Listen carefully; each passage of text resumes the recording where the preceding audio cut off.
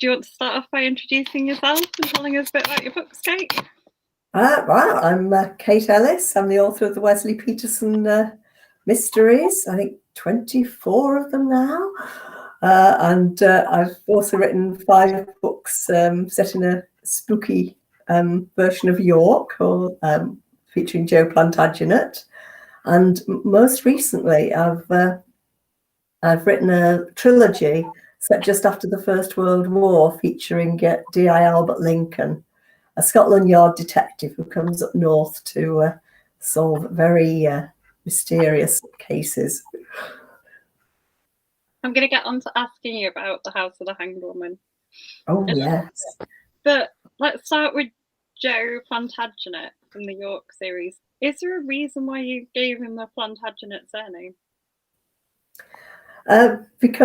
Because it was set in a thinly disguised York, and Richard III had huge influence there. He was a sort of local hero. It just seemed appropriate to call it Plantagenet because of those links. Yeah, I did. That's why I was asking. I wondered if there was like a kind of a roses link to your reasons. Yes. Tell us a little bit more about Albert and that series, because I know the House of the Hanged Woman is just out in paperback, isn't it? Yes, it's the third in the trilogy. Albert, it's set just after the First World War, in the aftermath of the First World War, while Spanish flu was raging, so it has resonance for today. Albert was injured in the war, quite badly injured, but he goes back to his job at Scotland Yard as a detective inspector. And in those days, Scotland Yard, if there was a murder anywhere in the country, places didn't have their individual CIDs, the local forces. So they used to, if there was a difficult murder, they used to send for Scotland Yard. So he could be sent anywhere in the country. And in this trilogy, the first one, he's sent to a little village in Derbyshire. That's high mortality of doves. The second one, he is sent up to Cheshire, to a place called Mabley Ridge, which is a thinly disguised Alderley Edge, actually. And in the third one, he returns to Wenfield, where the action in high mortality of doves takes place, and the resonances from that are still going on. So he is called up to investigate the disappearance of a member of Parliament. And a body has been found near a stone circle in Derbyshire, and it's unidentifiable. The face has been bashed in. So it is suspected that that is the Member of Parliament. But is it? There is more to it than that. And at the same, in parallel case, a very unhappy wife in Wenfield is living out her fantasies. She is a great reader of romantic fiction, and she is living out her fantasies. But is it all connected? Good. So good. It is such a good story. We've got some hellos from Samantha. She says, hi, Kaz and Kate. I'm guessing the next one, because it says Facebook user. I'm just checking now on my phone. I'm guessing it's my dad, because it also says Kaz. So he says, hi, Kaz and Kate, one of my favourite authors. And it is. Oh, hello. It's my dad who said it. T says, hi there, Caroline and Kate. And someone else who said it as well. Oh, hello to you. I'll put my glasses on so I can see them appearing at the side. So you told me last time that you like writing books in places that you love. That's why you've got a series set in like a thinly disguised Dartmouth, where you've got one in York. Is that the same true for like Derbyshire? Yes, I do like it round there. I mean, I know it quite well because I've got a friend who lives around there, and I visit her quite often. Well, before lockdown, visited her quite often and got to know the place, and I go walking there sometimes. Yeah, so yes, so when I first started writing, somebody advised me, always set your books in a place where you like to visit, because you'll have to visit to do research. So it was good advice, really. How did that? The other thing I meant to ask you, and I was thinking this when I was reading The House of That Hanged Woman, because you must have written it sort of veering into lockdown. How did it feel going back to that time where there's kind of just been a pandemic, or their lives have been touched by it, while we're kind of living in the same thing? Well, they didn't allow their lives to be touched by it. If they didn't have it, they carried on as normal. They didn't have lockdowns or anything like that. But that a couple of 100,000 died, so people obviously lost people. But I suppose they were more stoic in those days. They'd lost loads of people in the war, and they had a different attitude to death. They were more accepting and illness. Of course, there were loads of childhood illnesses like diphtheria, polio. It was a part of everyday life. So I think they probably dealt with it better. We're not used to it like that, I just wondered how you'd felt kind of writing it, because it's like that seems so sort of relevant to today now, doesn't it, when you're reading it? Yeah, I think the Spanish flu's mentioned in the first one, high mortality, but by has the hanged woman, it is subsiding. It is less of a problem, and I don't think it gets mentioned, apart from the fact that Albert's young son actually died of it. When he came back from the war.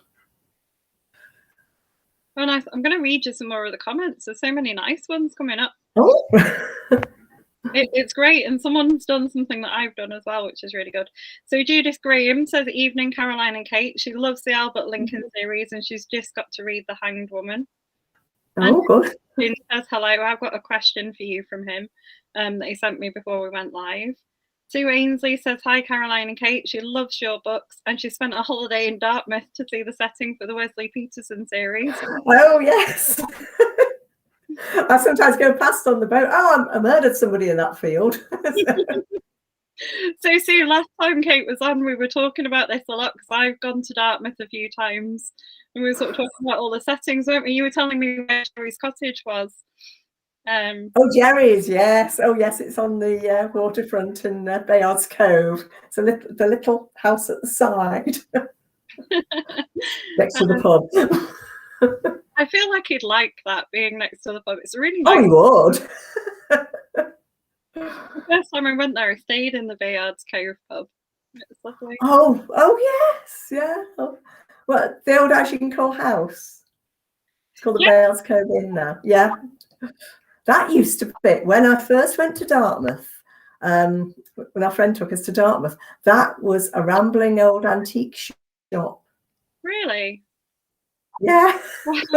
Now it's Bayard's Cove Inn, but it was a fascinating old rambling antique shop.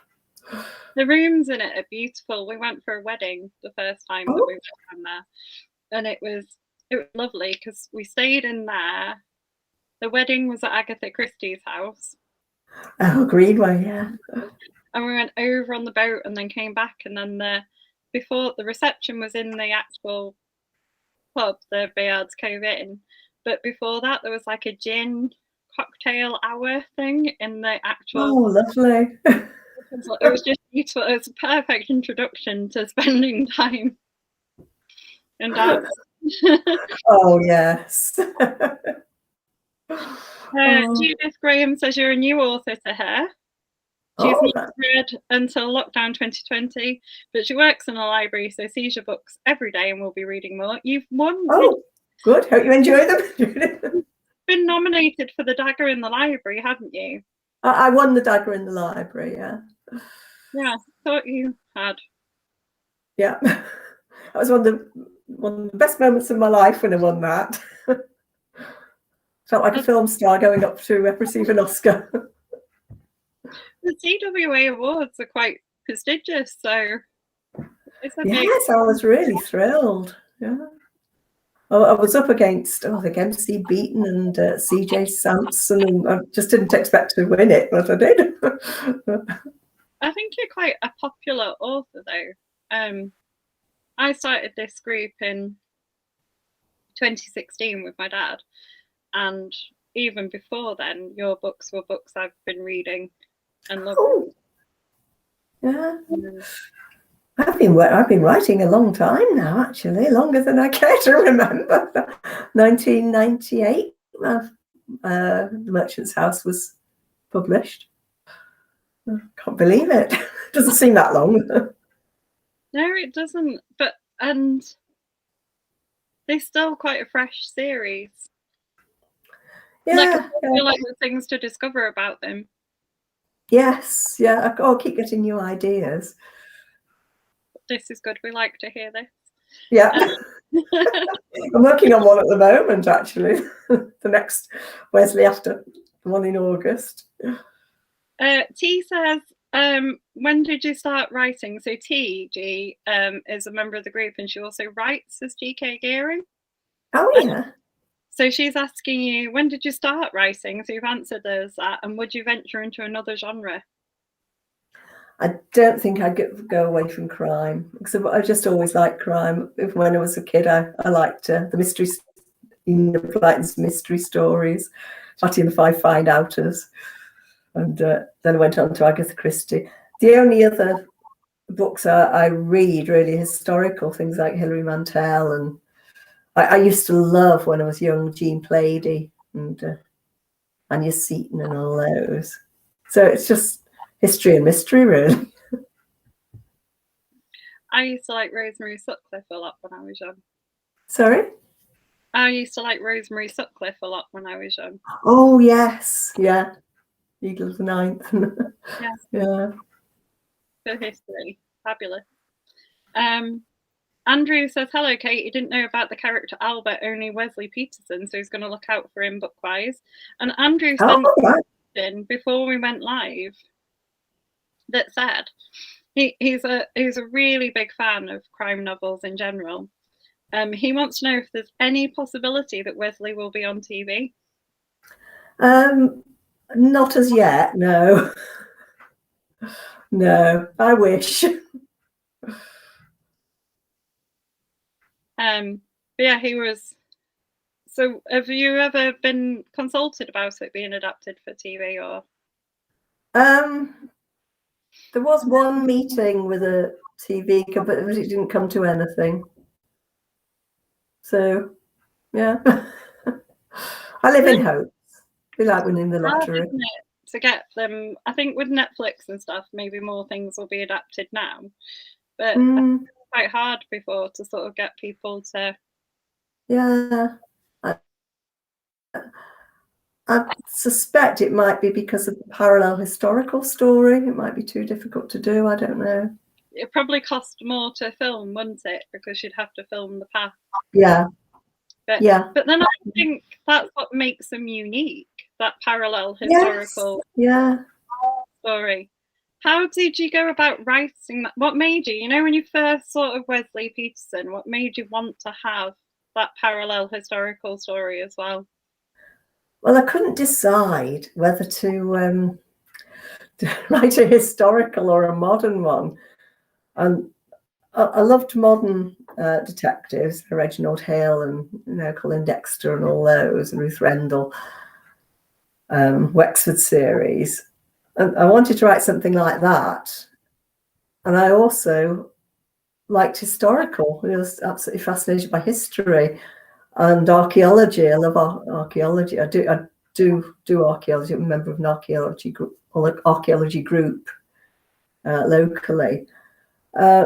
So I thought, that's a good. Why don't I sort of, play it both ways? I write a modern day detective story and put a bit of history and archaeology in. So that's what made me make the decision. I think it makes the books really stand out because there are not many authors I can think of that kind of mix those two threads.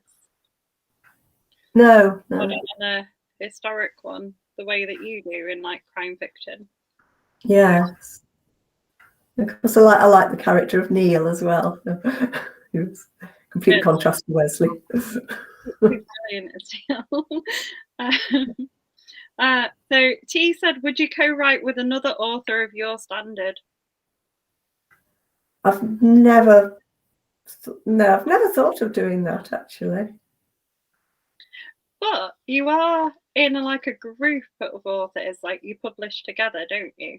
Oh yes, we publish short story anthologies, but we each write our own. Yeah, it's the Murder Squad. There's me, Anne Cleves, Margaret Murphy, Martin Edwards, Kath Staincliffe, and Chris Sims.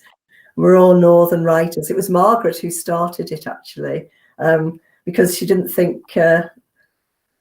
Started it many years ago, even before I was published. Just didn't think writers were being, sufficiently supported publicity-wise by their publishers. So she thought, oh, why don't we all band together and do our own events and that sort of thing? And then 3 members left. So by that time I was friendly with Anna Martin and that. So they asked me to join, and Chris Sims. Wow. So yeah, we're going. I believe that I've been in touch with you. Martin's been in touch with you about the launch of our new anthology in August. It's called Many Deadly Returns, and it's 21 stories by the Murder Squad to celebrate the 21st birthday of the Murder Squad. So yeah, there's some good stories in there. Having a really lovely chat with Martin on the phone the other day to sort it out. Yes. Which is really, but it's a super anthology. It's going to be really good. I love that you call it the Murder Squad when it's just full of really nice people. Yeah, well. Like when you say Murder Squad, I'm imagining a team of like really horrible people turning up to people that you don't like, not people like you and Martin that you'd like to just get with, you know. I think we get all our violence out on the page. If we're angry about something, we can write about it. We can murder that person. Do you ever do that? So I know you can't name names, but do you ever sort of get really angry with someone and think you're going in my next book? It has happened. I'm ashamed of myself. It has happened. But brilliant. It means I can stay quite calm. Sam wants to know what's the best part of your job. The research sounds interesting. Oh, I love research. Yeah, just sort of trawling through all the history books and on the internet, and I usually do some research before I start a Wesley book for the historical aspect, and then when I'm sort of finished the first draft, to do more research to consolidate that or get things right. But yes, I do enjoy that. But one of the best thing is when you've finished your final draft and you're about to send it off to your publisher. Or better still, when you've put all your publisher's changes in, and then you can send it off to her. When you're satisfied with it, and then you can open a bottle of something nice. Do you still get nervous about a launch, even when you've had like so many books out? Yeah, a bit. Yeah. Yes, it never leaves you. Never leaves you. You always, thinking, is this good enough? But I've got a super editor, so I think if anything wasn't up to standard, she would tell me. How do you juggle all the details as well in your books? Because they're very complicated books. Like there's a lovely touch in The House of the Hanged Woman, and don't want to give anything away. Oh no. So I'm trying to word this without spoilers, but I absolutely, do you know when you read a book and you're just like, wow, that is so clever? Like, I loved it. There's a little reference to a painting in a house that reference to the title and to previous books and to the current book. And I was just like, how have you managed in one sentence to do something that clever? Oh, I don't know. I heard about that painting on one of these art programs, and I thought, oh, I must put that in. So then it was a matter of providing it as a clue. It was just such a good clue. I just read it and I was like,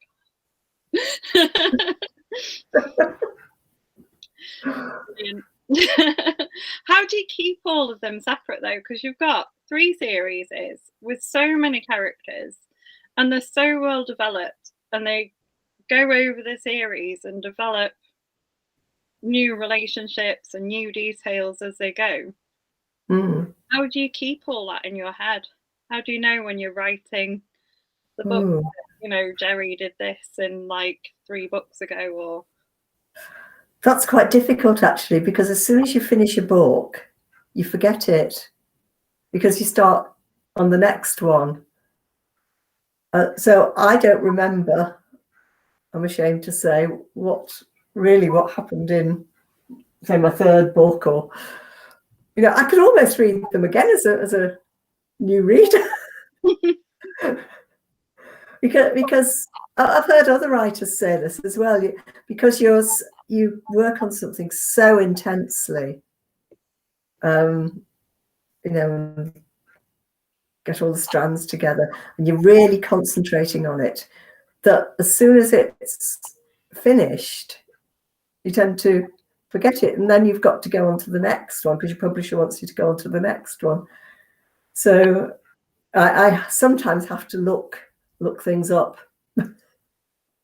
You keep sort of like a little Bible of your characters then? I should do. I wish I'd started doing that actually when I first started writing, but I never did. So I made life difficult for myself. But I've got this sort of, if I go back to my own manuscript on the computer, I can do find, a key phrase or something, so I can say, oh, what did I say about that? So I don't know if I asked you this last time, but one of the questions we like to ask, and it's very common, is about your like actual planning of a book. Are you do you do the plotting in detail, or do you just make it up as you go? Oh right, I'll show you something. Visual aid. Oh no, she's frozen.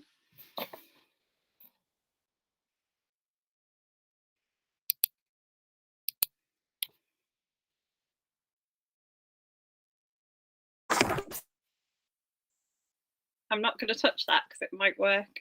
Hi. Book. I just loads of. Oops, I've lost Kate. Hopefully she'll come back in shortly. Until we do, her books are amazing, and we talked about last time she was on all the places in Dartmouth that she'd visited and gone and written about, because it was a place that I know because I've visited a few times. And she visits regularly every year.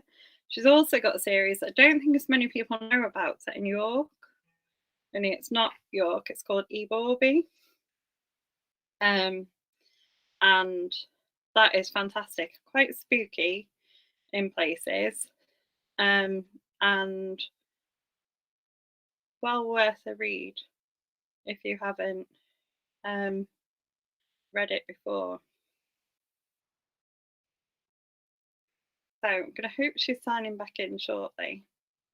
I am just, I look like I'm not paying attention, but it's because I'm just resending them. Oh, here we go.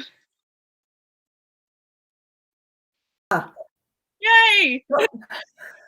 You're back. I was just I think I must have pulled something out. I'm not very technical. I was saying about how good your books were while you were gone, so it was fine. Oh, yeah. I was saying when I first started writing a book, I I just make loads of notes, and then I sort of get my ideas. I don't know whether you can see that. I don't It's think sort of flow chart. All right. And I just get, it's just almost like a thought processes, and I put the solution in the middle, and all the clues around the outside, little red herrings, and the historical plot on one side, and then that's sort of a guide for when I start. But I always veer off it because I get better ideas as I go along. So then I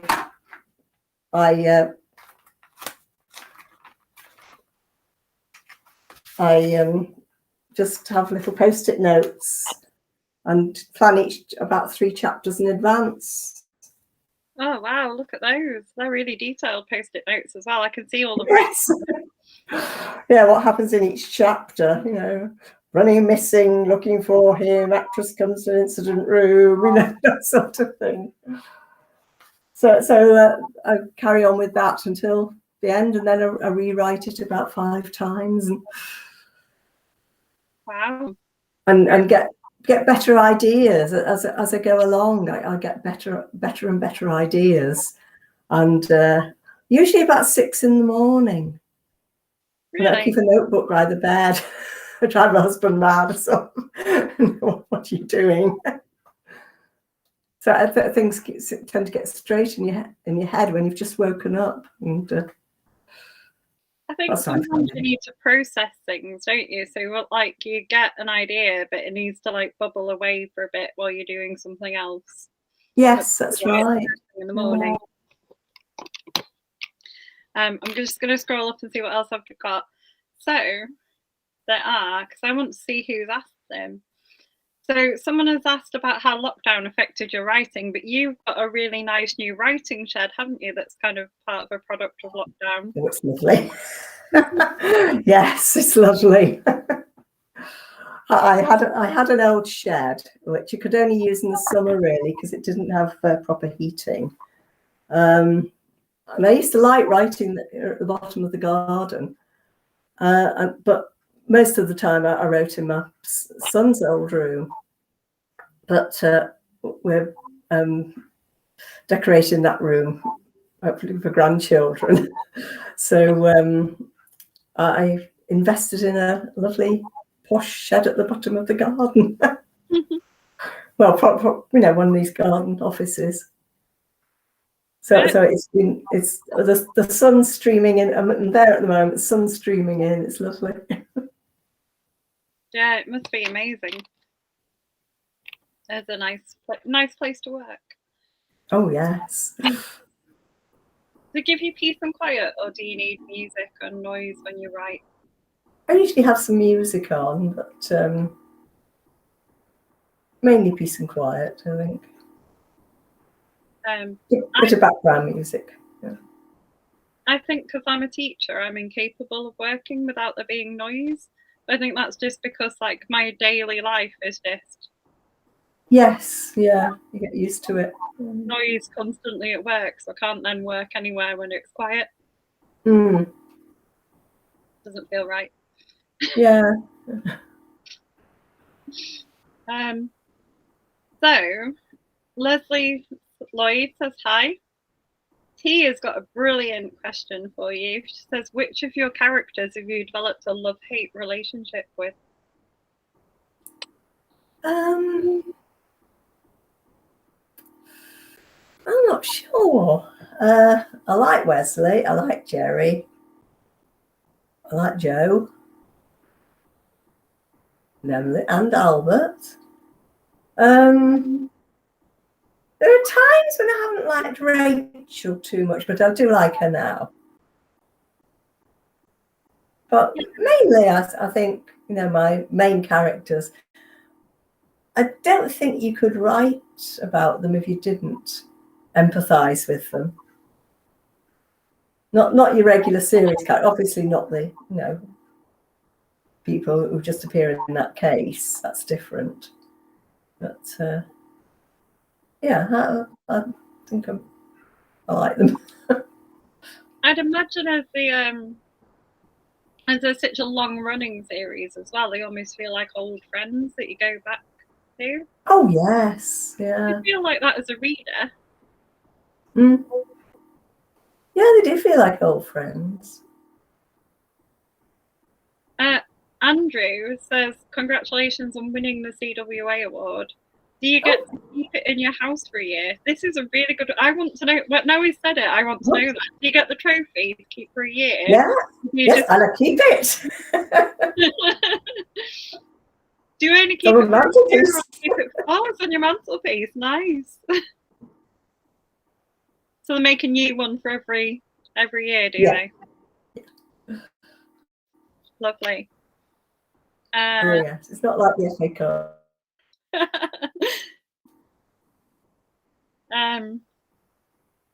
So, yeah, Leslie Lloyd's really interested. She says she's just read a book that combines history and the modern day by an author called Jim Napier, who's in our group. He's an American who lives in Canada. Ah. But all of his books are they're like Derbyshire and Yorkshire based, so you would probably really like them. They're kind of you would enjoy, and he's really good at mixing that.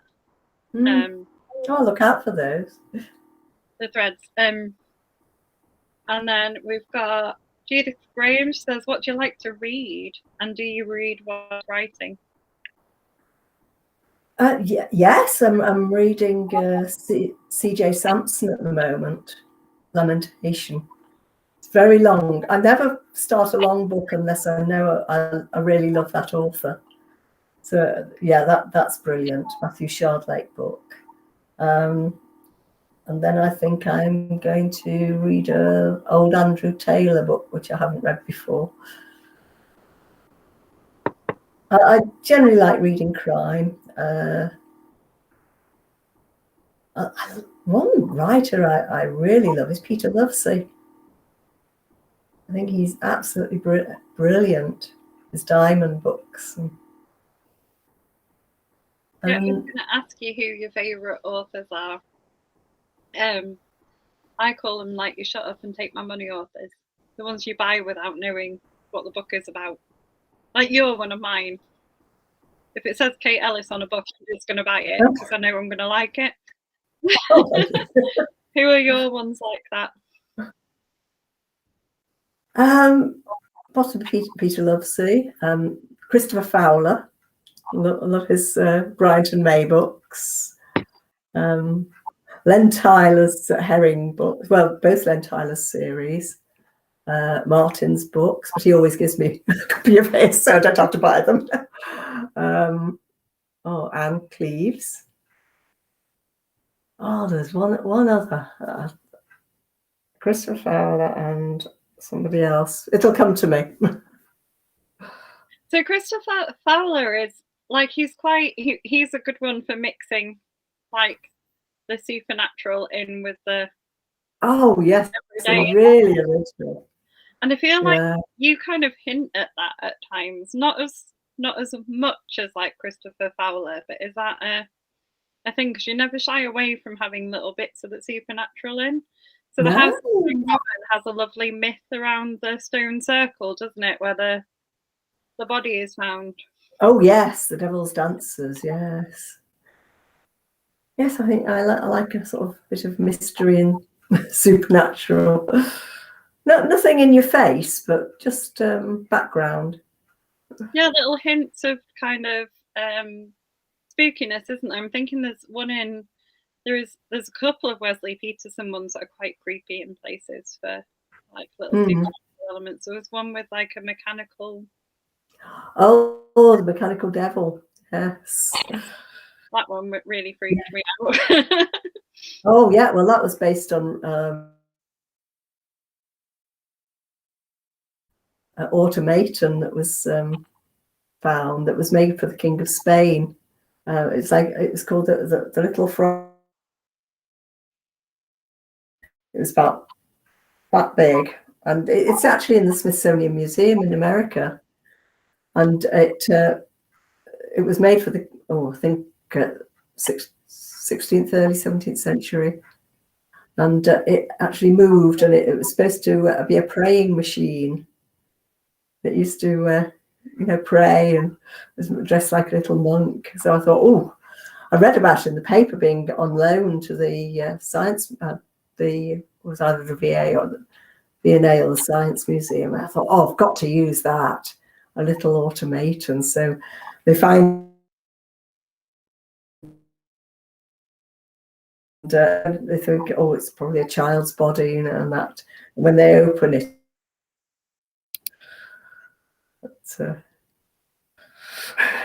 I thought that was really, really creepy. Do you find other inspiration from sort of newspaper stories and things?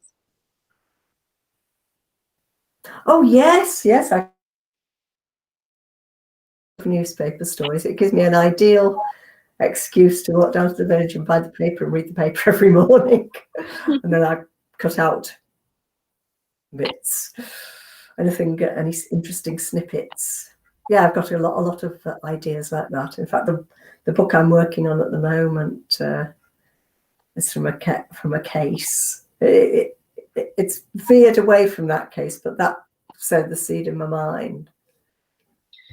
Do you so one of the threads that I quite like in the sort of Albert Lincoln series, it doesn't really touch on the plots too much. Well, it does, but it's like that kind of returning from the war. So what, like the people who are missing or unidentified or who haven't like slotted back in society. Yeah, that opens an awful lot of possibilities for a crime writer. Do you want to tell us a little bit people could go missing about some of those that you kind of included without giving spoilers? Because there are some that you could just tell us about, aren't there, without spoilers, I think. Oh, the people who are missing, presumed dead, and then they turn up. Yeah, I think that probably happened a few times. And the ones who just don't know who they are as well. I think you have some where they're not sure who they are themselves. Yeah, the amnesia. Yeah, a lot of people have lost their memories because their experiences were so traumatic, and head injuries. So yeah, I mean, these things happened. But of course, to a crime writer, which opens up a lot of possibilities. Yeah, I can imagine. So there is a question here that says, do you visualize facially your characters? If so, are they people you know, or do they link in with their character traits? I think I've got a picture of people in my mind. It's not absolutely accurate, but I just know the type of person they are and type of person they look like, the physical type. But I don't really see a face, because if it ever did get made into TV, if you had too firm a vision of them, you'd be very disappointed by the actor they chose, wouldn't you? I don't know. I mean, I love the Shetland series by Anne Cleave. Oh yeah. And the actor who plays Perez in the TV series does not look. It's nothing like no. It doesn't look like the description in the book to me, or how he isn't not at all. But I absolutely love the TV series anyway. Yes, yeah. And I believe him in it, even though he doesn't look like how I want him to look. Yeah. Yes, he's supposed to be descended from sailor off the Spanish Armada, isn't he? He's supposed to be very dark. Yeah, and the actor definitely, you wouldn't believe that about the actor, but it still works, I think. And if you get the right spirit of the character, it can still Yeah. work, I think, even if you have a picture. Yes. Yeah. Yeah. So Sam's got a question, and I think this is one we like to ask our authors because we know that a lot of this goes on behind the scenes that people don't know. She says, how much work goes into marketing that readers won't realise has to be done? Oh, it's not.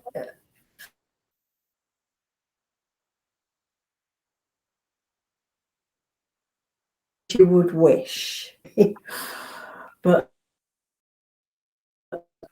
you just play your events, you go to festivals,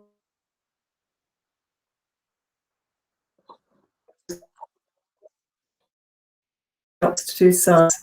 You do what you can, but I'm probably, and also, go on Twitter, and I've got a website, but it's not really my.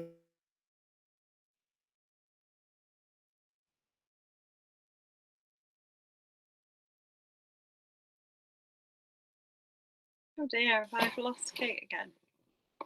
I was hoping it was going to unfreeze.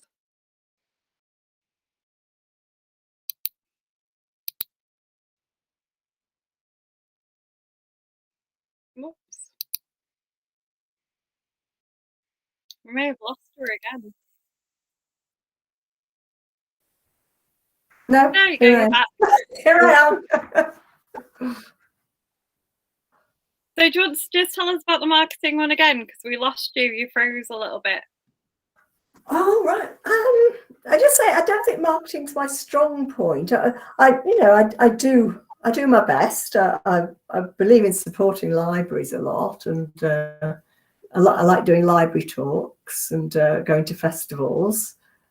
But I'm not one of these authors who spends most of their time marketing. I prefer to spend most of my time writing, which I don't know whether that's the right thing to do, but it's obviously worked for me from, Is there worked for me so far. Is there a festival you're excited to go back to? Oh, I'm looking forward to Crime Fest next May. It's in a year's time, but looking forward to it. Will you be at Harrogate in July? I'm not sure. I think we've got something on around that time, family stuff. But I'll go if I can. That would be good because I'm planning to go. I shall bring all my Oh, books. are you? I'm just reading the questions to see what we've missed. PG says her favourite question is, which of your characters would you like to spend the day with and go for a meal and a drink? Oh, right. Probably Wesley and Jerry. I think they'd be quite fun. Do you know, my mind instantly went Jerry. I was like, I'd love to Jerry, hang out with him. Yeah. Yes, Jerry's on my wavelength. Yeah, so Wesley's nice. Well, Wesley, you can have a really interesting chat about history. Yes, yeah. And archaeology, yeah. So we've talked about your research. Is there any experts that you sort of consult regularly? Well, in the days when we used to have crime writers conferences, we used to be able to have them. We always used to have talks from experts, pathologists and forensic people, and a detective chief inspector would come in and go through a case from the beginning, right to conviction. And they were so useful. You take a lot of notes, how things were done.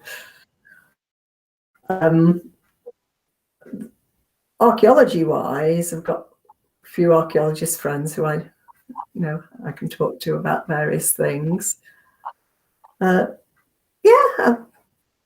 not afraid to ask. I think most authors aren't, are they? We have a lot of experts in our group. So we have people like Graham Bartlett and Kate Bendelow in our group who are both sort of consultants and also about like leasing and forensics, and they're quite popular. You know, we often get an author just posting a question in the group of, if I was doing this in my book, what would be the right process? Yes. Yes. So do you see that happening quite a lot? It's quite good, I think, and it's so easy now to find those answers, isn't it? So Sam says, are there other periods of history that you enjoy reading or would consider writing about? Oh well, is there something the matter with the sound? Is your sound okay? Mm-hmm. Yeah. Yes. I think I've gone the lot of periods of history in my Wesley Peterson books, from the Vikings to the First World War. But at the moment, the book I'm writing at the moment actually goes back the furthest I've ever gone back, and that's about the Roman occupation. They find a rare Roman site. Wow. And of course, the Romans did a lot, they wrote quite good records. They had these lead curses they put in watercourses. Their tombstones, I was watching a wonderful documentary on Mary Beard. At Roman tombstones, they often tell how somebody died and a lot about them. So the Romans, they left quite a bit of written material. So I thought, why not venture into the realms of the Roman occupation? So that's the most daring one I've done so far, and that's the one I'm working on at the moment. The Vikings are good for written records as well, aren't they? Yes. Yeah. So there was a sound problem apparently, but it seems to have sorted itself out. Oh, good. Yeah. Which is good to know. So, is there with the so why did you choose sort of that period just after the First World War for the Albert Lincoln ones? Is that a period you're particularly interested in? Yes, and when I don't know whether I've told you, when I was clearing out my mum's house, I found some letters from a matron of a military hospital saying in the fighting I wasn't expected to live. There were two letters, one saying that he'd been injured and the second saying he wasn't expected to live. Well, fortunately he did live. That was my grandfather. But I thought it got me thinking about that more deeply about that period and how people's lives were affected. And then locally, I live near a National Trust property called Dunham Massey, and for the anniversary of the First World War, they converted it back. It had been a military hospital in the First World War, and they converted it back into a military hospital. And it was wonderful. They had actors taking the parts of the nurses and the patients and the doctors. It was wonderful. So that gave me an insight into the way military hospitals work. So that's what started the high mortality of doves. So I just became really interested in that period of history. I know Dunham Massey. Yeah. I was in a military hospital that was in a really nice old kind of stately home. Yes, a lot of stately homes were converted. Yeah, it's interesting, isn't it? Yeah. The one I was born in is burnt down.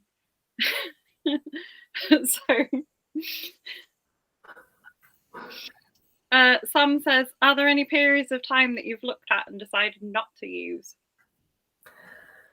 I think sort of Bronze Age, Iron Age, because of the written record it would be very difficult to find out what actually happened. Yes, you had the skeleton, but that's all. You wouldn't have a name for them. You wouldn't, so it wouldn't really be a past case. Yeah, and you often use like the written information, don't you, from the people at the time in your taxes and things. Yes, in the Romans, I've got a curse and the tombstone and the circumstances and the things found with the body. So. Were you inspired by the discovery with the Romans? Were you inspired by the discovery of the Roman? Is it like a Roman villa or something in Scarborough that's just been discovered? Oh yes, yeah. Is it a bathhouse? But yeah, that's fascinating. Because the Romans were quite active in Yorkshire. Yeah, well, I think Yorkshire was quite a popular place to land, wasn't it? There were a lot of Vikings. Yeah. And things, as York would tell. Yeah, but it was thought in the West Country they really only got as far as Exeter, with a few outlying signal stations and things like that along the North Devon coast. But they've just recently found a Roman road south of that at Hippelpen. So I've put it a bit further. I've got a Roman villa in the South Hams near Dartmouth, which is hugely archaeologically exciting if it actually existed, which of course it doesn't, only in my book. But, yeah, I like that you sort of changed the names, don't you? But they're still so real. Like yes, that you use, even though they're kind of fictionalized slightly. Yeah, well, I thought if it's good enough for Thomas Hardy, it's good enough for me.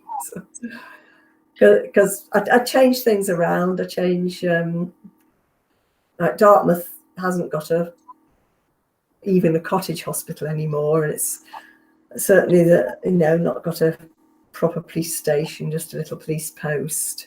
But of course, in Tradmouth, they've got a police headquarters and a hospital where Colin Bowman can do his postmortems, and I completely changed things around. If I did call it Dartmouth, I'd get an awful lot of letters saying, I thought you might like to know that Dartmouth hasn't got a police headquarters, that sort of thing.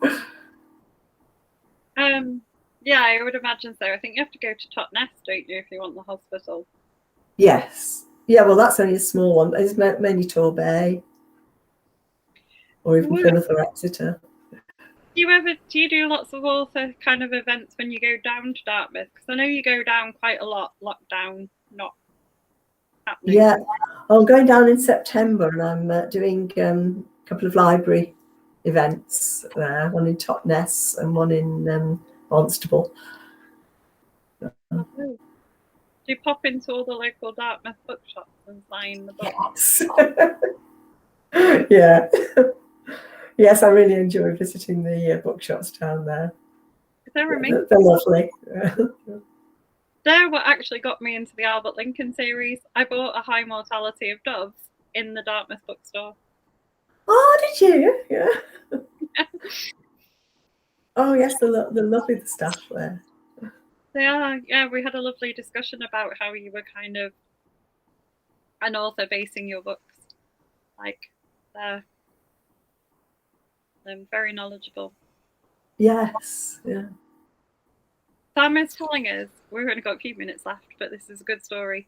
She said they learned about Florence Nightingale with year 1, who were 5-year-olds. I don't know how she can work with 5-year-olds. I think they're just gross at that age. And they thought that she was so old to start training at 31. And they couldn't. I suppose she was by modern standards. Sam, what are you doing? She said they couldn't believe she was older than that herself. My kids always think I'm like this. My last birthday card I got from the kids I taught said happy 31st birthday, and I was like,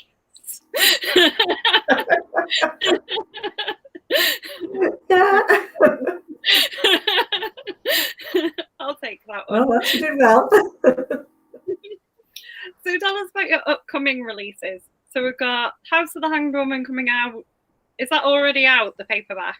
House of the Hanged Woman's out in paperback on 27th of May. Ah, nice. I know I've read the paperback, but Beth sent me one. Oh, yes. Yeah. So I couldn't work out if it was out yet or I was just lucky because Beth at Little Brown sent me a copy. Oh, yes. I don't know whether we've got time for me to do a little reading from the one that's out in August. Oh, we'd love it. Yeah, go for it. First to hear it. It's called The Stone Chamber. Have we got time? Yeah. Yeah, we always have time. Chapter 1. The Pharaoh's tomb needed tidying. The hen party had had far too much to drink before they'd even set foot in the place, and they'd left it in a terrible state. Charlie Maddox keyed in the code and pushed the door open. As it swung shut behind him, he heard the lock engaged. He'd be trapped in there until he entered the override code, which he knew off by heart.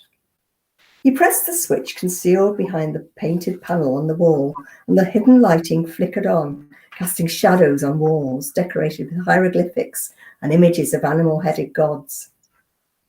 The statues stationed in each corner stood tall as a man, the painted eyes and their jackal heads focused on the massive sarcophagus in the centre of the room.